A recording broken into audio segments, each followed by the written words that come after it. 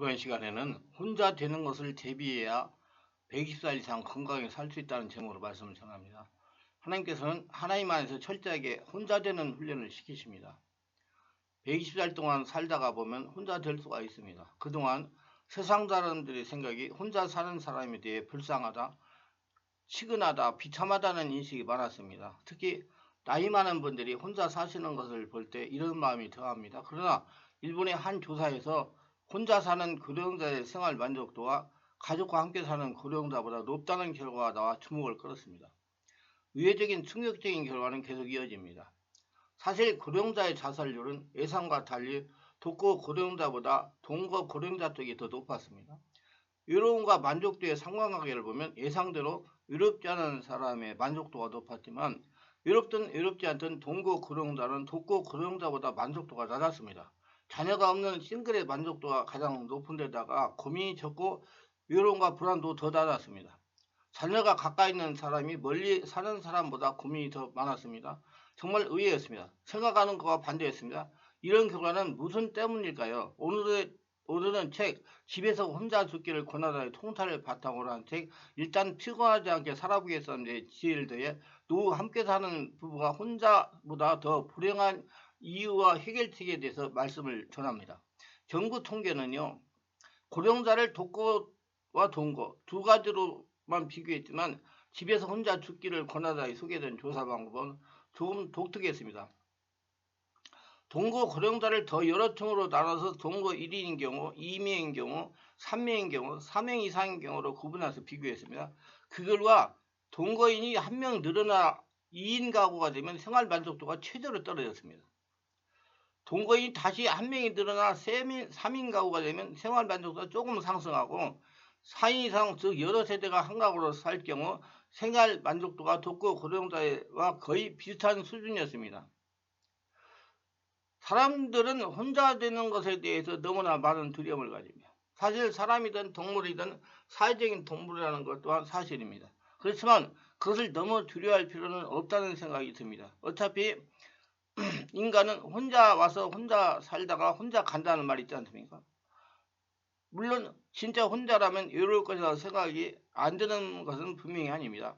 하지만 만약에 예를 들어서 내가 냉동인간이 되어서 나와 관계된 사람이 모두 다 죽고 나만 살아남아 있다면 그 사람은 어떻게 해야 되겠습니까? 당연하게 다른 사람을 알아보고 다른 사람을 찾아 사귈 것입니다. 세상은 아무리 혼자라 해도 혼자가 아닌 세상이 되어버렸으며 그런 것을 당연하게 그리고 쉽게 허물 수 있는 사회는 지금 만들어져 있습니다. 그리고 다른 방법도 있습니다. 자신에게 집중하는 것입니다. 혼자만의 시간에 자신이 좋아하는 것들을 하다 보면 자신은 전혀 외로운 생각이 들지 않게 됩니다. 당연하게 우리는 혼자가 당연히 외롭다는 정의라는 생각 때문에 외로울 수도 있다는 말입니다. 혼자가 외롭다면 혼자의 시간이 소중할 필요도 그것이 굳이 만들 필요도 없는데 왜 꼭 혼자 외롭다는 정의가 우리를 괴롭힌다는 생각이 듭니까? 그것은 사회의 정의 때문입니다. 외로움은 자신에게 남에게 바라는 것이 많은 것부터 오는 것이라고 했습니다. 자신이 남에게 바라는 것이 없다면 그만큼 자신은 외롭지 않은 사람이 되기도 한다는 것입니다. 그렇지 않아 남을 보지 않고 자신을 보고 자신이 하고 싶은 것을 보기 바랍니다. 그래서 세상 살아가는 것이 외롭지 않게 하라는 것입니다. 자신이 스스로 찾아서 자기 것을 자기가 하다가 보면 스스로 외롭지 않게 세상을 살아갈 수가 있다는 말입니다. 혼자 되지 못하면 인생을 방황합니다. 성령 안에서 혼자 되지 못하면 인생을 방황하다가 마치기 때문입니다. 하나님은 이스라엘 백성을 낮추기 위해서 광야의 길을 40년 동안 걷게 하셨다고 말씀하고 있습니다. 낮춘다는 것은 하나님 없이 자기 힘으로 살아갈 수 없다는 걸 깨닫게 하시는 것입니다. 이스라엘 사람들에게는 보이는 사람의 카리스마나 우상이나 자기 힘으로 살아갈 수가 없다는 것을 깨닫게 하기 위해서 광야의 길을 걷게 하신 것입니다. 카리스마 있는 사람도 믿을 거지 못되고 우상을 믿을 거지 못되고 자기 힘으로 살아갈 수 없다는 것을 뼛속 깊이 깨달아야 하나님을 찾기 때문입니다. 하나님을 찾고 찾아 만나주시고 주위로 하나님 없이 한시도 살아갈 수가 없다는 걸 깨달아야 주인을 보시며 하나님 안에서 홀로서며 살아갈 수가 있기 때문입니다. 너를 낮추시며 너를 줄이게 하시며 또 너를 알지 못하며 아니 이스라엘 백성이 얼마나 교만하고 마음이 높아져 있었으면 하나님께서 그들을 낮추셔야만 했던 것입니까? 이스라엘 백성들은 애굽에서 400년 동안 종노하던 노예들이 아니었습니까? 저들이 배운 것도 없고 자기 가진 것도 없는 자들이었습니다. 그러므로 우리가 생각할 때는 하나님이 다른 민족은 몰라도 노예 생활을 하면서 나댈 때 낮아지는 이스라엘 백성들을 다 낮출 필요가 없다고 얘기 됩니다. 그런데 하나님께서 이스라엘 백성들을 무려 40년 동안이나 시험하시고 연단하시고 광야의 길을 걷게 함으로 저들을 낮추시고 또 낮추셨습니다. 왜 40년 동안 저들을 낮추신 것입니까?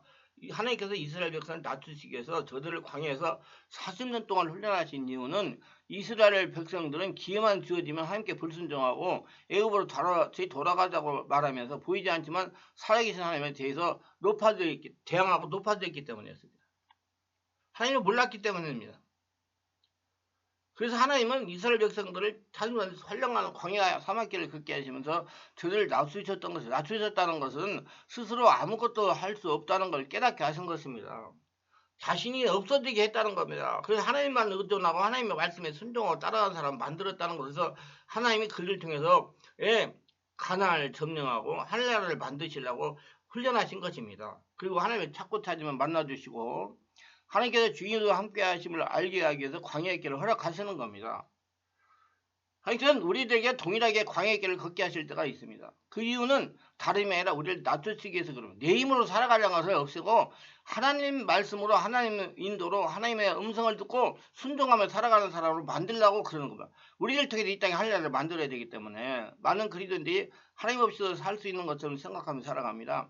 예수를 믿고 교회에 다니는 사람도 가만히 살펴보면 하나님을 의지하지 않은 채 자기중심적으로 살아가고 있습니다. 그래서 하나님은 우리를 낮추시기 위해서 광야의 생활을 허락하신다는 것입니다.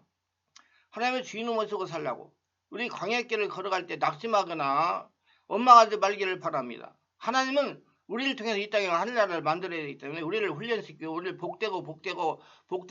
복되게 만들려고 훈련을 시키는 것입니다. 우리로 하여금 광야길을 걷게 할 때는 이유가 있기 때문입니다. 하나님께서 광야길을 걸어가게 하신 이유는 우리 자아를 깨뜨려서 하나님 안에 들어와 하나님을 주인으로 모시고 하나님 말씀에 순종하면서 변화되는 삶을 살도록 하기 위해서입니다. 하나님 방식대로 살게 하기 위해서입니다. 우리 하여금 하나님 말을 의지하는 법을 배우면서 살도록 하기 위해서입니다. 광야 어디를 있어도 하나님께서 주위와 함께 하신다를 깨닫게 해야 합니다.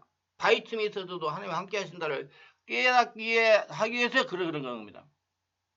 우리 모두는 힘들고 어려운 광야길을 걷게 하신 것이 하나님의 계획과 섭리라는 걸 깨달아야 됩니다. 그리고 나를 강하게 만들고 하나님 안에서 축복받는 사람, 형통의 복을 받아 살아가는 사람을 만들기 위해서 그렇게 하시는 겁니다. 그렇게 해서 120달 동안 건강하고 행복하게 살면서 하나님의 살아계심을 증명하는 사람이 되게 하려고 그렇게 하시는 것입니다. 그래야만 광야 생활 속에 낙심하지 않게 됩니다. 그래야만 광야 생활이 우리에게 의미가 있습니다.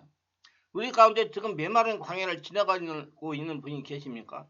그렇다면 광야를 지나갈 때 하나님부터 받아야 하는 기운을 다 받으면서 지나가게 해달라고 기도하시기를 바랍니다. 하나님께서는 성경에 나오는 의인들 모두 광야길을 걷게 하셨습니다. 예수를 믿고 성령으로 세례받고 성령의 인도를 받는 성도들도 광야를 걷게 하십니다. 광야를 걷게 하신 것은 살아계신 하나님께서 함께 동행하고 계시다를 깨닫게 하기 위해서 이함입니다. 내가 혼자가 아니고 내 힘으로 살 수가 없고 하나님이 주시는 것을 살 수 있다는 걸 깨닫게 하기 위해서 광야의 길을 걷게 하시는 겁니다. 그리고 광야의 훈련을 다 시키십니다. 사실 40년이라는 광야의 길은 하나님이 허락하신 길이지만 실제적으로는 이스라엘 백성들이 자초한 교만의 결과이기도 한 것입니다. 교만이란 하나님 없이 자신들의 힘으로 살아갈 수 있다는 생각들입니다. 하나님이 약속을 믿지 못한 불순종의 결과라는 겁니다. 척박하고 메마르고 먹을 것이 없으면 낮에는 덥고 밤에는 추울 뿐만 아니라 많은 독사와 정갈에 노출되는 광야의 길을 통과하기 위해서는 우리는 전적으로 하나님 말씀에 순종해야 됩니다. 순종하기 위해서는 자신을 낮춰 자기가 없어져야 되는 것입니다. 그래서 예수 믿고 죽고 예수로 살고 다시 성령의 지배 인도받고 하나님 나라 성도로 살아가게 만들기 위해서 우리를 훈련을 시키는 것입니다. 내가 내 힘으로 무엇인가 할 수 있다는 자만심을 버려야 되는 것입니다. 그래야 하나님과 함께 할 수가 있어요. 하나님을 주인을 모시고 하나님이 주시는 축복을 거둬들이며 살 수가 있는 것입니다. 신명기 8장 속에 너를 낮추시며 너를 줄이게 하시는 이유는 사람이 떡으로만 사는 것이 아니고 여호와 입에 나오는 모든 말씀으로 사는 줄을 내가 알게 하려 하심이라 말씀하고 있어. 철저하게 자신을 낮추면 하나님께만 집중하게 하는 것이 광야의 또 다른 컬리클럼이라는 걸 믿으시길 바랍니다. 내가 할 수 있는 것이 없음을 인정하고 오직 하나님만 바라보며 다른 아우러나 치우치지 않고 살아가는 훈련이 있는 것입니다. 하나님께서 눈에 보이지 않지만 동행하시며 심지어 호수의 물도 하나님께서 달게 해야 먹을 수 있다는 것을 깨달아 알게 하십니다. 광야 생활을 할 때 우리는 하나님께서 교만하에 높아진 있는 나를 낮추시고 깨닫게 하시고 이렇게 되어야 이제 하나님께서 은혜 충만 성령 충만 모든 걸 하나님이 받아서 살면서 120살 동안 건강하게 살아갈 수가 있는 것입니다. 하나님은 모든 사람들이 하나님의 안에 들어와서 120살 동안 건강하게 살기를 원하십니다. 그게 하나님이 정하시는 법칙이에요. 믿으시고 순종하시고 준비하시기를 바랍니다. 오직 내 인생의 주인이 하나님이라는 걸 인정하며 광야에서도 살아계신 하나님께 동행하고 계시다는 걸 체험하는 기간입니다. 광야 생활에서 하나님 없이 한시도 살아갈 수 없다는 걸 뼛속까지 깊이 깨닫는 것은 습관이 되는 겁니다. 그래야 광야 생활이 의미가 있게 됩니다. 그럴 때 우리는 광야 생활 속에서 하나님의 주인을 쓰고 동행하며 살아가야 한다는 걸 깨닫고 하나님의 성전으로 살아가게 됩니다.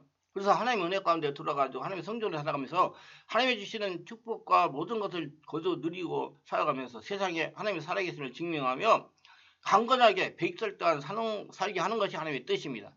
기도합니다. 오늘 또 저희 설교를 끝까지 들어주신 분들 축복하여 주옵소서. 말씀을 잘 깨닫고 모두 하나님께서 왜 우리를 광야 훈련을 시키시고 훈련을 시켜서 가지고 왜 은혜 가운데 지내게 하는가를 깨닫고 이제 모두 다 건강 은혜 충만 성령 충만하게 되어서 100살 동안 건강하게 살면서 하나님의 살아계심을 증명하는 모두가 되게 하여 주시옵소서. 특별하게 구독 좋아요 알림 설정 하신 분들을 축복하시고 은혜 충만해서 건강하게 행복하게 120살 동안 살면서 하나님의 축복을 거둬들이며 사는 모두가 되도록 도와주시옵소서. 예수님 이름으로 기도드렸나이다. 아멘.